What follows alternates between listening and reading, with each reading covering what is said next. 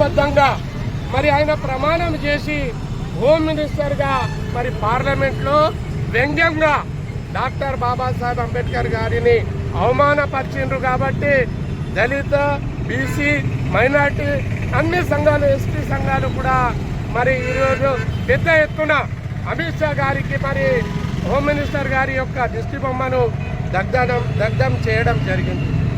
వాస్తవంగా అమిత్ షా గారిని ఒకటే హెచ్చరిస్తున్నాము, డెడ్ అంబేద్కర్ ఏదైతే ఉన్నారో దానికన్నా అలాగే అంబేద్కర్ కన్నా డెడ్ అంబేద్కర్ చాలా డేంజరస్గా ఉంటుంది.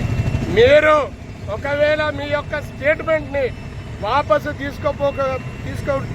తీసుకుపోకపోతే మీ యొక్క మరి తెలంగాణలో మీ యొక్క పుట్టగంతులు ఉన్నాయని మేము తెలియజేసుకుంటున్నాం. అలాగే ఈరోజు దేశవ్యాప్తంగా మీరు చూసినట్లయితే మొన్న పర్వణిలో మీరు మీ యొక్క మనువాదుల యొక్క కుట్రను మేము చూసినాము. ఒక అమాయక దళితుడిని చంపడం జరిగింది పోలీసు వర్గాలు కూడా. దేశంలో ఏదైతే బీజేపీ గవర్నమెంట్ ఉందో మరి ఆ బీజేపీ పాలనలో దళితులు, మైనార్టీలు, బీసీల పైన మరి అత్యాచారాలు జరుగుతూనే ఉంటాయి. మరి ఇటువంటి సంఘటనకు మరి మీరే కారకులు.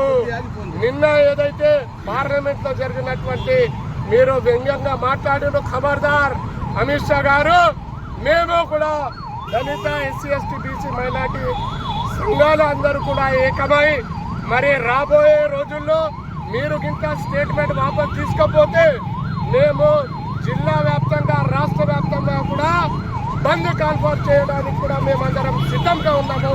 మీకు గుణపాఠం చెప్పేంత వరకు మేము ఈ పోరాటం ఆగేది లేదని తెలియజేసుకుంటూ జేబీఎం తెలుసుకుంటాం.